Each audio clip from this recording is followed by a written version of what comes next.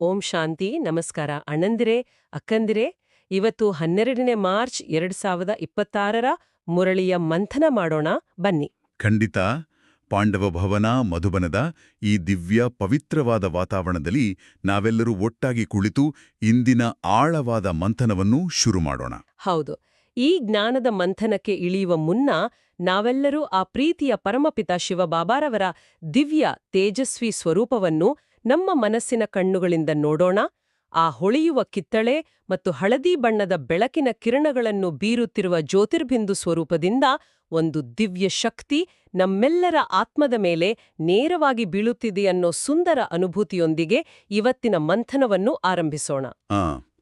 ಇಂದಿನ ಮಂಥನದ ಸಾರಾಂಶ ಬಹಳ ಅದ್ಭುತವಾಗಿದೆ. ಮನುಷ್ಯರಿಂದ ದೇವತೆಗಳಾಗುವ ಈ ಶ್ರೇಷ್ಠ ವಿದ್ಯೆ ಹೇಗಿದೆ, ನಮ್ಮ ತಲೆಯ ಮೇಲಿರುವ ಆ ನಾನು ಅನ್ನೋ ಅಹಂಕಾರದ ದೊಡ್ಡ ಹೊರೆಯನ್ನು ಇಳಿಸಿ ಸಂಪೂರ್ಣವಾಗಿ ಬಾಲಕ ಮತ್ತು ಮಾಲಿಕ ಸ್ಥಿತಿಯನ್ನು ತಲುಪುವುದು ಹೇಗೆ ಅನ್ನೋದನ್ನ ನಾವಿಂದು ಅರಿಯಲಿದ್ದೇವೆ. ಜೊತೆಗೆ ಪರಮಮತ ಮತ್ತು ಮನಮತಗಳನ್ನ ಬಿಟ್ಟು ಕೇವಲ ಶ್ರೀಮತದಂತೆ ನಡೆಯೋದು ಎಷ್ಟು ಮುಖ್ಯ ಅನ್ನೋದನ್ನು ನೋಡಲಿದ್ದೇವೆ. ಬನ್ನಿ, ಮೊದಲಿಗೆ ಇಂದಿನ ಮುರಳಿಯ ಸಾರಾಂಶವನ್ನು ಯಥಾವತ್ತಾಗಿ ನೋಡೋಣ. ಸಾರಾಂಶ ಹೀಗಿದೆ: ಮಧುರ ಮಕ್ಕಳೇ, ಈ ವಿದ್ಯೆಯು ಆದಾಯದ ಮೂಲವಾಗಿದೆ. ಇದರಿಂದ ನೀವು ಮನುಷ್ಯರಿಂದ ದೇವತೆಗಳಾಗುತ್ತೀರಿ. 21 ಜನ್ಮಗಳಿಗಾಗಿ ಸತ್ಯ ಸಂಪಾದನೆಯಾಗುತ್ತದೆ. ನೋಡಿ, ಈ ಮಾತನ್ನ ನಾವು ಆಳವಾಗಿ ಗಮನಿಸಿದರೆ ಲೌಕಿಕ ಜಗತ್ತಿನಲ್ಲಿ ನಾವು ಗಳಿಸುವ ಆದಾಯಕ್ಕೂ ಈ ಆದಾಯಕ್ಕೂ ಇರುವ ಅಗಾಧವಾದ ವ್ಯತ್ಯಾಸ ಅರ್ಥವಾಗುತ್ತೆ. ಲೌಕಿಕ ಆದಾಯ ಅಂದ್ರೆ ದುಡ್ಡು, ಆಸ್ತಿ, ಇದೆಲ್ಲ ಕೇವಲ ಈ ಒಂದು ಜನ್ಮಕ್ಕೆ ಮಾತ್ರ ಸೀಮಿತ. ಆದರೆ ಈ ವಿದ್ಯೆ ಭವಿಷ್ಯದ 21 ಜನ್ಮಗಳ ಖಾತೆಯನ್ನು ತುಂಬುತ್ತೆ. ಹೌದಲ್ವಾ? ಇದನ್ನೇ ಸತ್ಯ ಸಂಪಾದನೆ ಅಂತ ಕರೆಯೋದು. ಲೌಕಿಕ ಜಗತ್ತಿನ ವಿದ್ಯೆಯಿಂದ ನಮ್ಗೆ ಅಧಿಕಾರ ಸಿಗಬಹುದು, ಆದರೆ ಅದು ಆತ್ಮದ ಸಂಸ್ಕಾರವನ್ನು ಬದಲಾಯಿಸೋದಿಲ್ಲ. ಪರಮಾತ್ಮ ನೀಡುತ್ತಿರುವ ಈ ರಾಜಯೋಗದ ವಿದ್ಯೆ ನಮ್ಮ ಮೂಲ ಸ್ವಭಾವವನ್ನೇ ಸಂಪೂರ್ಣವಾಗಿ ಪರಿವರ್ತಿಸುತ್ತೆ. ಖಂಡಿತ. ಮನುಷ್ಯನ ವಿಕಾರಿ ಸ್ಥಿತಿಯಿಂದ ದೇವತೆಯ ನಿರ್ವಿಕಾರಿ ಸ್ಥಿತಿಗೆ ಕೊಂಡೊಯ್ಯುವ ಈ ಜ್ಞಾನ ನಮ್ಮ ಆತ್ಮದಲ್ಲಿ ಶಾಶ್ವತವಾಗಿ ರೆಕಾರ್ಡ್ ಆಗುತ್ತೆ. ಇದು ಅಖಂಡವಾದ ಸುಖ, ಶಾಂತಿ ಮತ್ತು ಸಮೃದ್ಧಿಯ ಗ್ಯಾರಂಟಿ. ಆದ್ರೇನ್ ಗೊತ್ತಾ, ಈ ಸತ್ಯ ಸಂಪಾದನೆಯ ಹಾದಿಯಲ್ಲಿ ಎದುರಾಗುವ ಅತಿ ದೊಡ್ಡ ಅಡೆತಡೆಗಳ ಬಗ್ಗೆ ಇಂದಿನ ಪ್ರಶ್ನೋತ್ತರ ವಿಭಾಗ ಬಹಳ ಸ್ಪಷ್ಟವಾಗಿ ಎಚ್ಚರಿಸುತ್ತೆ. ಪ್ರಶ್ನೆ ಯಥಾವತ್ತಾಗಿ ಹೀಗಿದೆ: ತಂದೆಯು ಯಾವ ಮಧುರಾತಿಮಧುರ ಮಾತುಗಳನ್ನು ತಿಳಿಸುತ್ತಾರೆಯೋ ಅವು ಯಾವಾಗ ಧಾರಣೆಯಾಗುತ್ತವೆ? ಉತ್ತರ: ಯಾವಾಗ ಬುದ್ಧಿಯ ಮೇಲೆ ಪರಮತ ಹಾಗೂ ಮನಮತದ ಪ್ರಭಾವ ಆಗುವುದಿಲ್ಲವೋ, ಯಾವ ಮಕ್ಕಳು ಹೇಳಿಕೆ ಕೇಳಿಕೆ ಮಾತುಗಳಲ್ಲಿ ನಡೆಯುತ್ತಾರೆಯೋ ಅವರ ಬುದ್ಧಿಯಲ್ಲಿ ತಂದೆಯ ಮಧುರ ಮಾತುಗಳು ಧಾರಣೆಯಾಗಲು ಸಾಧ್ಯವಿಲ್ಲ. ಜ್ಞಾನದ ಮಾತುಗಳನ್ನು ಬಿಟ್ಟು ಬೇರೇನಾದರೂ ತಿಳಿಸ್ತಾರೆ ಅಂದ್ರೆ ಅವರು ಶತ್ರುಗಳಿದ್ದಂತೆ. ಸುಳ್ಳು ಮಾತುಗಳನ್ನು ತಿಳಿಸುವವರು ಅನೇಕರಿದ್ದಾರೆ. ಆದ್ದರಿಂದ ಕೆಟ್ಟದನ್ನು ಕೇಳಬೇಡಿ, ಕೆಟ್ಟದನ್ನು ನೋಡಬೇಡಿ. ಮನುಷ್ಯರಿಂದ ದೇವತೆಗಳಾಗಲು ಒಬ್ಬ ತಂದೆಯ ಶ್ರೀಮತದನುಸಾರವೇ ನಡೆಯಬೇಕಾಗಿದೆ. ಇಲ್ಲಿ ಪರಮತ ಮತ್ತು ಮನಮತ ನಮ್ಮ ಬುದ್ಧಿಯನ್ನ ಹೇಗೆ ಮಲಿನಗೊಳಿಸುತ್ತವೆ ಅನ್ನೋದು ಬಹಳ ಮುಖ್ಯವಾದ ಪಾಯಿಂಟ್. ಪರಮತ ಅಂದ್ರೆ ಈ ಜಗತ್ತಿನ ಜನರ ನಾನಾ ರೀತಿಯ ಅಭಿಪ್ರಾಯಗಳು ಮತ್ತು ತರ್ಕಗಳು. ಇನ್ನು ಮನಮತ ಅಂದ್ರೆ ನಮ್ಮದೇ ಹಳೆಯ ವಿಕಾರಿ ಸಂಸ್ಕಾರಗಳಿಂದ ಹುಟ್ಟುವ ಯೋಚನೆಗಳು. ಇವೆರಡರ ಪ್ರಭಾವ ಬುದ್ಧಿಯ ಮೇಲೆ ಇದ್ದಾಗ ಪರಮಾತ್ಮನ ಮಧುರವಾದ ಶ್ರೀಮತ ಒಳಗೆ ಇಳಿಯಲಿ ಜಾಗವೇ ಇರುವುದಿಲ್ಲ. ಕರೆಕ್ಟ್. ಜೊತೆಗೆ ಇಲ್ಲಿ ಹೇಳಿಕೆ ಕೇಳಿಕೆ ಮಾತುಗಳ ಬಗ್ಗೆ ಅಂದ್ರೆ ವದಂತಿಗಳ ಬಗ್ಗೆ ಎಚ್ಚರಿಸಲಾಗಿದೆ. ಬೇರೆಯವರ ಬಗ್ಗೆ ಹರಡುವ ನಕಾರಾತ್ಮಕ ವಿಚಾರಗಳಿಗೆ ಕಿವಿ ಕೊಡುವುದು ನಮ್ಮ ಆಧ್ಯಾತ್ಮಿಕ ಶಕ್ತಿಯನ್ನ ಸಂಪೂರ್ಣವಾಗಿ ಹೀರ್ಬಿಡುತ್ತೆ. ಕೆಟ್ಟದ್ದನ್ನು ನೋಡದಿರುವುದು ಮತ್ತು ಕೇಳದಿರುವುದು ಕೇವಲ ಒಂದು ನಿಯಮ ಅಲ್ಲ, ಅದು ನಮ್ಮ ದೇವತಾ ಸ್ಥಿತಿಯನ್ನ ರಕ್ಷಿಸಿಕೊಳ್ಳುವ ಒಂದು ಕವಚ. ಹೌದು, ನಮ್ಮ ಬುದ್ಧಿ ಸ್ವಚ್ಛವಾಗಿದ್ದಾಗ ಮಾತ್ರ ಬಾಬಾರವರ ಜ್ಞಾನದ ಬೀಜ ಅಲ್ಲಿ ಮೊಳಕೆ ಒಡೆಯಲು ಸಾಧ್ಯ.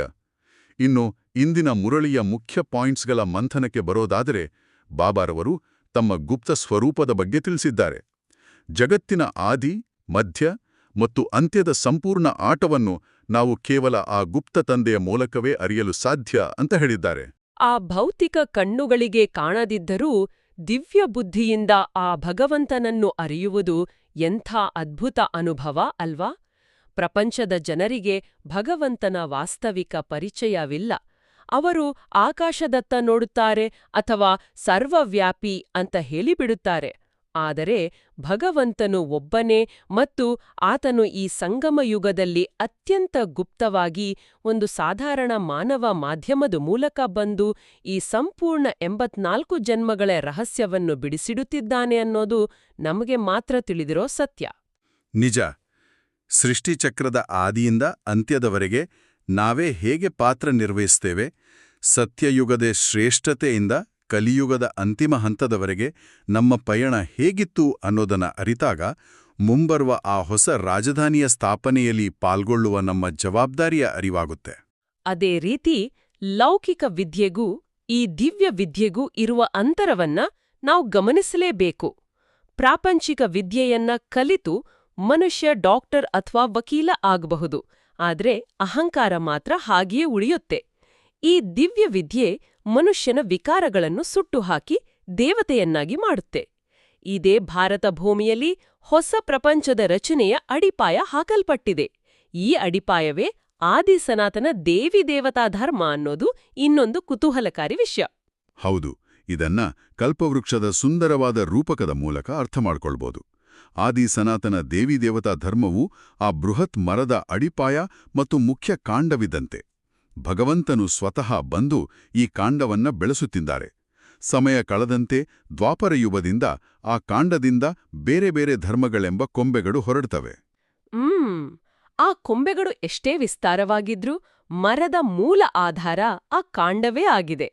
ನಾವು ಆ ಮೂಲ ಧರ್ಮದ ಆತ್ಮಗಳು ಅನ್ನೋ ಸ್ಮೃತಿಯೇ ನಮ್ಮಲ್ಲಿ ಒಂದು ಶ್ರೇಷ್ಠತೆಯ ಭಾವವನ್ನ ಜಾಗೃತಗೊಳಿಸುತ್ತೆ. ಭಕ್ತಿ ಮಾರ್ಗದಲ್ಲಿ ಅತ್ಯಂತ ವಿಜೃಂಭಣೆಯಿಂದ ಆಚರಿಸುವ ಶಿವಜಯಂತಿಯ ನೈಜ ಅರ್ಥದ ಬಗ್ಗೆಯೂ ನಾವು ಮಂಥನ ಮಾಡಬೇಕು. ಸಂಪೂರ್ಣ ಕತ್ತಲೆ ಆವರಿಸಿರುವ ಈ ಸಂಗಮ ಯುಗದಲ್ಲಿಯೇ ಆತನು ಬರುತ್ತಾನೆ. ಆ ಮಾಸ್ಟರ್ ಜ್ಞಾನಸಾಗರನ ಮಕ್ಕಳಾದ ಮೇಲೆ ನಾವು ಕೂಡ ಪ್ರೇಮಸಾಗರರಾಗಬೇಕು. ಹೌದು, ಇಲ್ಲಿ ಬಾಬಾ ಸನ್ಯಾಸಿಗಳಿಗೂ ನಮಗೂ ಇರುವ ವ್ಯತ್ಯಾಸವನ್ನ ಹೇಳಿದ್ದಾರೆ. ಸನ್ಯಾಸಿಗಳು ಕಾಡಿಗೆ ಹೋಗಿ ಹಠಯೋಗ ಮಾಡ್ತಾರೆ, ಆದ್ರೆ ನಮ್ಮದು ಸಂಸಾರದಲ್ಲಿ ಇದ್ದೇ ಮಾಡುವ ಶ್ರೇಷ್ಠ ನಿರ್ವಿಕಾರಿ ವಿದ್ಯೆಯಾಗಿದೆ. ಈ ವ್ಯತ್ಯಾಸ ಬಹಳ ಸೂಕ್ಷ್ಮವಾಗಿದೆ ನೋಡಿ. ಸನ್ಯಾಸಿಗಳದು ಹದ್ದಿನ ಸನ್ಯಾಸ. ಅವರು ಮನೆಯನ್ನು ಜವಾಬ್ದಾರಿಗಳನ್ನು ಬಿಟ್ಟು ಕಾಡಿಗೆ ಹೋಗ್ತಾರೆ. ಆದರೆ ಬ್ರಾಹ್ಮಣರಾದ ನಮ್ಮದು ಬೇಹದ್ದಿನ ಸನ್ಯಾಸ. ನಾವು ಕೆಸರಿನಲ್ಲಿರುವ ಕಮಲದಂತೆ ಸಂಸಾರದಲ್ಲಿದ್ದರೂ ಮನಸ್ಸಿನಿಂದ ಈ ಸಂಪೂರ್ಣ ಹಳೆಯ ಪ್ರಪಂಚವನ್ನು ಸನ್ಯಾಸ ಮಾಡ್ತೇವೆ. ಸುಳ್ಳು ಮಾತುಗಳಿಗೆ ಮರುಳಾಗದೆ ಕೇವಲ ಶ್ರೀಮತದ ಆಧಾರದ ಮೇಲೆ ಪುರುಷಾರ್ಥ ಮಾಡುವುದು ನಿಜವಾದ ಸಾಹಸ. ಅತ್ಯುತ್ತಮವಾದ ವಿಶ್ಲೇಷಣೆ. ಈ ಎಲ್ಲ ಜ್ಞಾನವನ್ನು ಪ್ರಾಯೋಗಿಕವಾಗಿ ಅಳವಡಿಸಿಕೊಳ್ಳಲು ಧಾರಣೆಯ ಪಾಯಿಂಟ್ಗಳು ದಾರಿದೀಪವಾಗಿವೆ. ಇಂದಿನ ಧಾರಣೆಗಾಗಿ ಮುಖ್ಯ ಸಾರ ಯಥಾವತ್ತಾಗಿ ಹೀಗಿದೆ. 1. ಇಲ್ಲಿ ತಂದೆಯ ಸಮಾನ ಸುಖದ ಸಾಗರ, ಪ್ರೇಮದ ಸಾಗರರಾಗಬೇಕಾಗಿದೆ. ಸರ್ವಗುಣಗಳನ್ನು ಧಾರಣೆ ಮಾಡಿಕೊಳ್ಳಬೇಕಾಗಿದೆ. ಯಾರಿಗೂ ದುಃಖವನ್ನು ಕೊಡಬಾರದು. 2. ಹೇಳಿಕೆ ಕೇಳಿಕೆ ಮಾತುಗಳ ಮೇಲೆ ಎಂದೂ ವಿಶ್ವಾಸವನ್ನಿಡಬಾರದು. ಪರಮತದಂತೆ ನಡೆಯಬಾರದು. ಕೆಟ್ಟದ್ದನ್ನು ಕೇಳಬೇಡಿ, ಕೆಟ್ಟದ್ದನ್ನು ನೋಡಬೇಡಿ. ಈ ಧಾರಣೆಗಳನ್ನ ನಮ್ಮ ದಿನನಿತ್ಯದ ಜೀವನದಲ್ಲಿ ಅಳವಡಿಸಿಕೊಳ್ಳೋದು ಬಹಳ ಮುಖ್ಯ. ನಮ್ಮ ಸಂಪರ್ಕದಲ್ಲಿ ಅನೇಕ ರೀತಿಯ ಮನುಷ್ಯರು ಬರ್ತಾರೆ. ಕೆಲವರು ನಮಗೆ ತೊಂದರೆ ಕೊಡುವುದು. ಅಂಥವರೊಂದಿಗೂ ಪ್ರೇಮದ ಸಾಗರರಾಗಿರುವುದು ಹೇಗೆ? ಯಾರಾದರೂ ನಮಗೆ ಕಷ್ಟ ಕೊಟ್ಟಾಗ ಅವರನ್ನ ಶತ್ರು ಎಂದು ನೋಡುವ ಬದಲು ವಿಕಾರಗಳ ಅಧೀನದಲ್ಲಿರುವ ಒಂದು ರೋಗಿ ಆತ್ಮ ಎಂದು ನೋಡಿದರೆ ನಮ್ಮಿಂದ ಕೇವಲ ಕರುಣೆ ಮಾತ್ರ ಹೊರಹೊಮ್ಮುತ್ತೆ. ಏನ್ ಗೊತ್ತಾ, ಹೇಳಿಕೆ ಕೇಳಿಕೆ ಮಾತುಗಳ ವಿಷಯಕ್ಕೆ ಬಂದ್ರೆ ನಾವು ನಮ್ಮ ಕಣ್ಣು ಮತ್ತು ಕಿವಿಗಳಿಗೆ ಬಲವಾದ ಒಂದು ಫಿಲ್ಟರ್ ಅಳವಡಿಸ್ಕೊಳ್ಬೇಕು. ಕಚೇರಿಯಲ್ಲಿ ಅಥವಾ ಮನೆಯಲ್ಲಿ ಯಾರಾದ್ರೂ ಇನ್ನೊಬ್ಬರ ಬಗ್ಗೆ ನಕಾರಾತ್ಮಕವಾಗಿ ಮಾತನಾಡಲು ಶುರು ಮಾಡಿದ್ರೆ ಅಲ್ಲಿಂದ ಬಹಳ ನಾಜುಕಾಗಿ ಜಾಗ ಖಾಲಿ ಮಾಡುವುದು ಅಥವಾ ವಿಷಯವನ್ನು ಬದಲಾಯಿಸುವುದು ಬಹಳ ಮುಖ್ಯ.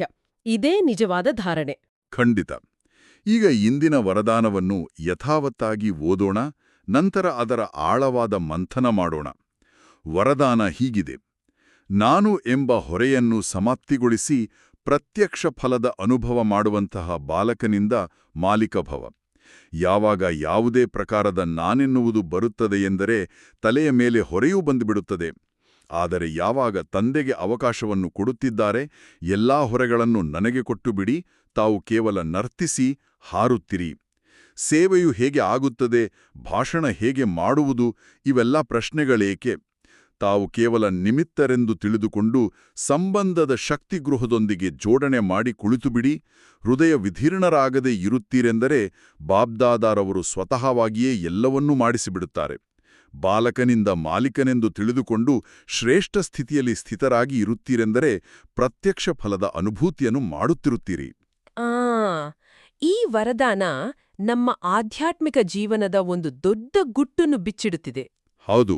ಇಲ್ಲಿ ನಾನು ಕೆಲವು ಅನುಕ್ರಮವಾದ ಪ್ರಶ್ನೆಗಳನ್ನು ಇಡುತ್ತೇನೆ. ಮೊದಲನೇದಾಗಿ, ನಾವು ಸೇವೆ ಹೇಗೆ ಮಾಡುವುದು, ಭಾಷಣ ಹೇಗೆ ಮಾಡುವುದು ಎಂಬಂಥ ಪ್ರಶ್ನೆಗಳನ್ನು ಏಕೆ ಬಿಡಬೇಕು? ಏಕೆಂದ್ರೆ ಯಾವಾಗ ನಾವು ಹೇಗೆ ಮಾಡುವುದು ಎಂದು ತಲೆಕೆಡಿಸಿಕೊಳ್ಳುತ್ತೇವೆಯೋ ಆಗ ಅಲ್ಲಿ ನಾನು ಮಾಡಬೇಕು ಎನ್ನೋ ಅಹಂಕಾರ ಅಥವಾ ಕರ್ತೃತ್ವದ ಭಾವ ಬಂದುಬಿಡುತ್ತೆ. ನಾನು ಎಂಬ ಭಾವ ಬಂದ ತಕ್ಷಣವೇ ಚಿಂತೆ, ಒತ್ತಡ ಮತ್ತು ಆಯಾಸದ ಹೊರೆ ನಮ್ಮ ತಲೆಯ ಮೇಲೆ ಬೀಳುತ್ತೆ. ನಿಖರವಾಗಿ ಹೇಳಿದ್ದೀರಿ. ಹಾಗಾದರೆ ನನ್ನ ಎರಡನೇ ಪ್ರಶ್ನೆ, ಸಂಬಂಧದ ಶಕ್ತಿಯನ್ನು ಹೇಗೆ ಜೋಡಿಸಬೇಕು? ನಾವು ಕೇವಲ ಒಂದು ಉಪಕರಣ, ಅಂದರೆ ನಿಮಿತ್ತ ಮಾತ್ರ. ಸರ್ವಶಕ್ತಿವಂತ ತಂದೆಯು ನನ್ನ ಮೂಲಕ ಈ ಕಾರ್ಯವನ್ನ ಮಾಡಿಸುತ್ತಿದ್ದಾನೆ ಎನ್ನೋ ಆಳವಾದ ಸಂಬಂಧವನ್ನು ಮನಸ್ಸಿನಲ್ಲಿ ಸ್ಥಾಪಿಸಿಕೊಂಡಾಗ ನಮಗೆ ಆ ಭಗವಂತನ ಶಕ್ತಿಯ ಬ್ಯಾಕಪ್ ಸಿಗುತ್ತೆ. ನಾವು ಮಾಡುತ್ತಿಲ್ಲ, ಆತನು ಮಾಡಿಸುತ್ತಿದ್ದಾನೆ ಎಂಬ ಭಾವವೇ ಆ ಸಂಬಂಧದ ಶಕ್ತಿ. ಅದ್ಭುತ. ಈಗ ಕೊನೇ ಪ್ರಶ್ನೆ. ಇದು ನಮ್ಮನ್ನು ತಂದೆಯ ಸಮಾನರನ್ನಾಗಿ, ಅಂದ್ರೆ ಬಾಲಕ ಮತ್ತು ಮಾಲೀಕನನ್ನಾಗಿ ಹೇಗೆ ಮಾಡುತ್ತದೆ? ನೋಡಿ, ನಾವು ಸಂಪೂರ್ಣ ವಿಶ್ವಾಸದಿಂದ ಬಾಲಕನಾಗಿ ತಂದೆಯ ಮೇಲೆ ಎಲ್ಲ ಜವಾಬ್ದಾರಿಯನ್ನು ಹಾಕಿದಾಗ ನಾವು ಹಗುರಾಗ್ತೇವೆ. ಆ ಶೂನ್ಯತೆಯ ಸ್ಥಿತಿಯಲ್ಲಿ ಬಾಪ್ದಾದಾರವರು ಖುದ್ದಾಗಿ ನಮ್ಮ ಮೂಲಕ ಕಾರ್ಯ ಮಾಡಿಸ್ತಾರೆ. ಆ ಕಾರ್ಯಕ್ಕೆ ಸಿಗುವ ಯಶಸ್ಸು ಅಥವಾ ಪ್ರತ್ಯಕ್ಷ ಫಲದ ಮಾಲೀಕರು ನಾವಾಗ್ತೇವೆ. ಹೀಗೆ ನಾವು ಏಕಕಾಲದಲ್ಲಿ ನಿಶ್ಚಿಂತ ಬಾಲಕರೂ ಹೌದು, ಪ್ರಾಪ್ತಿಯ ಮಾಲೀಕರೂ ಹೌದು. ಬಹಳ ಸುಂದರವಾದ ಮಂಥನ. ಇದೇ ಸ್ಥಿತಿಯ ಮುಂದುವರಿದ ಭಾಗವೇ ಇಂದಿನ ಸ್ಲೋಗನ್ ಯಥಾವತ್ತಾಗಿ ಹೀಗಿದೆ: ಜ್ಞಾನದಾನದ ಜೊತೆಗೆ ಗುಣದಾನ ಮಾಡುತ್ತೀರೆಂದರೆ ಸಫಲತೆಯೂ ಸಿಗುತ್ತಿರುತ್ತದೆ. ಈ ಸ್ಲೋಗನ್ನ ಅರ್ಥ ಬಹಳ ಆಳವಾಗಿದೆ. ಜ್ಞಾನದಾನ ಮಾಡುವುದು ಅಂದ್ರೆ ಮಾತುಗಳ ಮೂಲಕ, ಬರವಣಿಗೆಯ ಮೂಲಕ ಪರಮಾತ್ಮನ ಸಂದೇಶವನ್ನು ತಿಳಿಸುವುದು. ಇದು ಸುಲಭ. ಆದರೆ ಕೇವಲ ಮಾತುಗಳಿಂದಲೇ ಯಾರನ್ನೂ ಸಂಪೂರ್ಣವಾಗಿ ಪರಿವರ್ತಿಸಲು ಸಾಧ್ಯವಿಲ್ಲ. ಗುಣದಾನ ಅನ್ನೋದು ಒಂದು ಅತ್ಯುನ್ನತ ಮಟ್ಟದ ಸೇವೆ. ಹೌದಲ್ವಾ? ಗುಣದಾನ ಅಂದ್ರೆ ಏನು ಅನ್ನೋದನ್ನ ನಾವು ಬಿಡಿಸಿ ನೋಡಬೇಕು. ಖಂಡಿತ. ನಾವು ನಡೆಯುವ ರೀತಿ, ಮಾತನಾಡುವ ರೀತಿ, ನಮ್ಮ ಕಣ್ಣುಗಳಲ್ಲಿರುವ ಅಚಲವಾದ ಶಾಂತಿ, ನಮ್ಮ ಮುಖದಲ್ಲಿರುವ ಸದಾ ಇರುವ ಮಧುರವಾದ ನಗು, ಇವೆಲ್ಲವೂ ನಮ್ಮ ಸುತ್ತಮುತ್ತಲಿನ ವಾತಾವರಣದಲ್ಲಿ ಒಂದು ದಿವ್ಯ ಕಂಪನವನ್ನು ಸೃಷ್ಟಿಸಬೇಕು. ಉದಾಹರಣೆಗೆ, ಕೋಪ ಮತ್ತು ಗೊಂದಲಗಳಿಂದ ತುಂಬಿರುವ ಒಂದು ಕೋಣೆಯೊಳಗೆ ನೀವು ಪ್ರವೇಶಿಸುತ್ತಿದ್ದೀರಿ ಎಂದು ಕಲ್ಪಿಸಿಕೊಳ್ಳಿ. ನೀವು ಅಲ್ಲಿ ಯಾವುದೇ ಭಾಷಣ ಮಾಡಬೇಕಾಗಿಲ್ಲ. ನಿಮ್ಮಲ್ಲಿರುವ ಆಳವಾದ ಶಾಂತಿ ಆ ಕೋಣೆಯ ವಾತಾವರಣವನ್ನೇ ತಂಪಾಗಿಸಿದರೆ, ಆ ಗೊಂದಲದಲ್ಲಿದ್ದ ಆತ್ಮಗಳಿಗೆ ನೆಮ್ಮದಿಯ ಅನುಭವವಾದರೆ, ಅದೇ ನಿಜವಾದ ಗುಣದಾನ. ನಿಮ್ಮ ನಡವಳಿಕೆಯೇ ಒಂದು ತೆರೆದ ಪುಸ್ತಕವಾಗಬೇಕು. ನಮ್ಮ ಜೀವನದ ಪ್ರಾಯೋಗಿಕ ಗುಣಗಳು ಇತರರಿಗೆ ಪ್ರೇರಣೆಯಾದಾಗ ಮಾತ್ರ ನಮಗೆ ಸೇವೆಯಲ್ಲಿ ಸಂಪೂರ್ಣ ಸಫಲತೆ ಸಿಗುತ್ತೆ. ನಮ್ಮ ಪ್ರತಿಯೊಂದು ಹೆಜ್ಜೆಯೂ ಇತರರಿಗೆ ಪಾಠವಾಗಬೇಕು ಅನ್ನೋದು ಎಷ್ಟೋ ಅದ್ಭುತವಾದ ವಿಚಾರ. ಈಗ ಇಂದಿನ ಅವ್ಯಕ್ತ ಸೂಚನೆಯನ್ನು ಯಥಾವತ್ತಾಗಿ ಗಮನಿಸೋಣ. ಅವ್ಯಕ್ತ ಸೂಚನೆ: ನಿಶ್ಚಯದ ಫೌಂಡೇಶನ್ ಬಲಗೊಳಿಸಿ ಸದಾ ನಿರ್ಭಯ ಮತ್ತು ನಿಶ್ಚಿಂತರಾಗಿರಿ. ಎಂಥಾದ್ದೇ ಕಠಿಣ ಪರಿಸ್ಥಿತಿ ಇರಲಿ, ಆದರೆ ಆಟವೆಂದು ತಿಳಿಯುವುದರಿಂದ ಕಠಿಣ ಸಮಸ್ಯೆಯು ಹಗುರವಾಗಿ ಬಿಡುತ್ತದೆ. ಕೆಲ ಮಕ್ಕಳಲ್ಲಿ ಸಾಹಸವಿದೆ. ಅದಕ್ಕೆ ಯಾವುದೇ ಮಾತು ಬಂದರೆ ಹೇಳ್ತಾರೆ, ಹಾಂ ಮಾಡುವೆವು, ಯೋಚಿಸುವೆವು. ಸಾಹಸವಿದೆ, ಆದರೆ ನಂಬಿಕೆಯಿಲ್ಲ. ನಂಬಿಗಸ್ತರ ಮಾತು ಹೀಗಿರೋದಿಲ್ಲ. ನಂಬಿಗಸ್ತನ ಅರ್ಥವೇ ಆಗಿದೆ ಮನ, ವಚನ, ಕರ್ಮ. ಪ್ರತಿ ಮಾತಿನಲ್ಲಿ ನಿಶ್ಚಯ ಬುದ್ಧಿ. ಅವರ ಮುಖದಿಂದ ಎಂದೂ ಧೈರ್ಯವಿಲ್ಲದವರನ್ನಾಗಿ ಮಾಡುವಂತಹ ಶಬ್ದವೂ ಬರಲು ಸಾಧ್ಯವಿಲ್ಲ. ನಾವು ಎಷ್ಟೋ ಬಾರಿ ಜೀವನದಲ್ಲಿ ಕಷ್ಟಗಳು ಬಂದಾಗ ತಕ್ಷಣ ಗಾಬರಿಯಾಗ್ತೀವಲ್ವಾ? ಆದರೆ ಅದನ್ನ ಕೇವಲ ಒಂದು ಆಟ ಅಂತ ಭಾವಿಸೋದು ಹೇಗೆ? ಇಲ್ಲಿ ನಾವು ಸಾಹಸ ಮತ್ತು ನಂಬಿಕೆ ಅಥವಾ ನಿಶ್ಚಯದ ನಡುವಿನ ವ್ಯತ್ಯಾಸವನ್ನು ಅರ್ಥ ಮಾಡಿಕೊಳ್ಳಬೇಕು. ಸಾಹಸ ಅಂದರೆ ಒಂದು ತಾತ್ಕಾಲಿಕ ಉತ್ಸಾಹ. ಏನಾದರೂ ಹೊಸ ಕೆಲಸ ಶುರುವಾದಾಗ ನಾನು ಮಾಡುತ್ತೇನೆ ಎಂದು ಮುಂದೆ ಬರುವುದು. ಆದರೆ ಕಷ್ಟ ಬಂದಾಗ ಆ ಉತ್ಸಾಹ ಮಾಯವಾಗುತ್ತೆ. ಆದರೆ ನಿಶ್ಚಯ ಎನ್ನುವುದು ಕಲ್ಲಿನ ಬಂಡೆಯ ಮೇಲಿನ ತಳಪಾಯವಿದ್ದಂತೆ. ಕಠಿಣ ಪರಿಸ್ಥಿತಿಯನ್ನು ಒಂದು ಆಟ ಎಂದು ಪರಿಗಣಿಸುವುದು. ಅಂದ್ರೆ ಇದು ಕೇವಲ ನನ್ನನ್ನು ಪರೀಕ್ಷಿಸಲು ಬಂದಿರುವ ಒಂದು ದೃಶ್ಯ ಎಂಬ ಸಾಕ್ಷಿಭಾವವನ್ನು ಬೆಳೆಸಿಕೊಳ್ಳುವುದು. ಆಟದಲ್ಲಿ ಸೋಲು ಗೆಲುವು ಎಲ್ಲವೂ ಸಹಜ. ಹೌದು. ಆಟ ನಡೀತಿರುವಾಗ ಆಟಗಾರ ಗಾಬರಿಯಾಗುವುದಿಲ್ಲ, ಬದಲಾಗಿ ಎಚ್ಚರದಿಂದ ಆಡುತ್ತಾನೆ. ನಮ್ಮ ಮನಸ್ಸು, ಮಾತು ಮತ್ತು ಕರ್ಮ ಮೂರರಲ್ಲೂ ಆ ಭಗವಂತನ ಮೇಲಿನ ಅಚಲವಾದ ವಿಶ್ವಾಸವಿದ್ದಾಗ ಬಾಯಿಂದ ಎಂದಿಗೂ ನಿರಾಶೆಯ ಮಾತುಗಳು ಬರುವುದಿಲ್ಲ. ಆ ನಿರ್ಭಯ ಸ್ಥಿತಿಯೇ ಎಲ್ಲಾ ಸಮಸ್ಯೆಗಳನ್ನು ಹಗುರ ಮಾಡುತ್ತೆ. ಬಹಳ ಸ್ಪಷ್ಟವಾದ ದೃಷ್ಟಿಕೋನ. ಇದೇ ನಿಶ್ಚಯ ಮತ್ತು ಶ್ರೇಷ್ಠತೆಯ ಆಧಾರದ ಮೇಲೆ ರಚಿಸಲಾದ ಇಂದಿನ 8 ಸ್ವಮಾನಗಳ ಅಭ್ಯಾಸವನ್ನು ನಾವೀಗ ನಿಧಾನವಾಗಿ ಆಳವಾದ ಅನುಭೂತಿಯೊಂದಿಗೆ ಯಥಾವತ್ತಾಗಿ ಮಾಡೋಣ. ನಾನು ಎಂಬ ಎಲ್ಲಾ ಲೌಕಿಕ ಹೊರೆಗಳನ್ನು ತಂದೆಗೆ ಒಪ್ಪಿಸಿ ಸೇವಾಕ್ಷೇತ್ರದಲ್ಲಿ ಕೇವಲ ನಿಮಿತ್ತನೆಂದು ಭಾವಿಸಿ ಪ್ರತ್ಯಕ್ಷ ಫಲವನ್ನು ಅನುಭವಿಸುವಂತಹ ಬಾಲಕ ಮತ್ತು ಮಾಲೀಕ ಆತ್ಮನಾಗಿದ್ದೇನೆ. ನಾನು ಅಜ್ಞಾನದಲ್ಲಿರುವ ಆತ್ಮಗಳಿಗೆ ಕೇವಲ ಜ್ಞಾನದಾನವನ್ನು ಮಾತ್ರವಲ್ಲದೆ ನನ್ನ ಶ್ರೇಷ್ಠ ನಡವಳಿಕೆಯ ಮೂಲಕ ಗುಣದಾನವನ್ನು ಮಾಡುತ್ತಾ ಪ್ರತಿಯೊಂದು ಹೆಜ್ಜೆಯಲ್ಲೂ ಸಫಲತೆಯನ್ನು ಪಡೆಯುವಂತಹ ಸೇವಾಧಾರಿಯ ಆತ್ಮನಾಗಿದ್ದೇನೆ. ನಾನು ಎಂಥದ್ದೇ ಕಠಿಣ ಪರಿಸ್ಥಿತಿಗಳು ಎದುರಾದರೂ ಅದನ್ನು ಕೇವಲ ಒಂದು ಆಟವೆಂದು ತಿಳಿದು ತಂದೆಯ ಮೇಲಿನ ಅಚಲ ನಿಶ್ಚಯದ ಬಲವಾದ ತಳಪಾಯದೊಂದಿಗೆ ಸದಾ ನಿರ್ಭಯ ಮತ್ತು ನಿಶ್ಚಿಂತನಾಗಿರುವಂತಹ ವಿಜಯೀ ಆತ್ಮನಾಗಿದ್ದೇನೆ.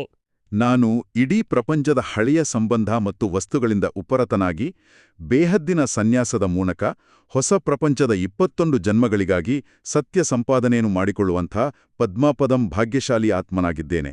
ತಂತೆ ನಡೆದು ಮನುಷ್ಯನಿಂದ ದೇವತೆಯಾಗುವಂತಹ ಆಜ್ಞಾಕಾರಿ ಆತ್ಮನಾಗಿದ್ದೇನೆ. ನಾನು ಅಗಸನಾಗಿರುವ ಪರಮಪಿತ ಶಿವನಿಗೆ ಸಹಯೋಗಿಯಾಗಿ ಜ್ಞಾನದ ಶಕ್ತಿಯಿಂದ ನನ್ನ ಆತ್ಮವೆಂಬ ಮಲಿನ ವಸ್ತ್ರವನ್ನು ಸಂಪೂರ್ಣವಾಗಿ ಸ್ವಚ್ಛಗೊಳಿಸಿಕೊಂಡು ವಿಜಯಮಾಲೆಯಲ್ಲಿ ಪೋಣಿಸಲ್ಪಡುವಂತಹ ಶ್ರೇಷ್ಠ ಮಣಿಯಾಗಿದ್ದೇನೆ.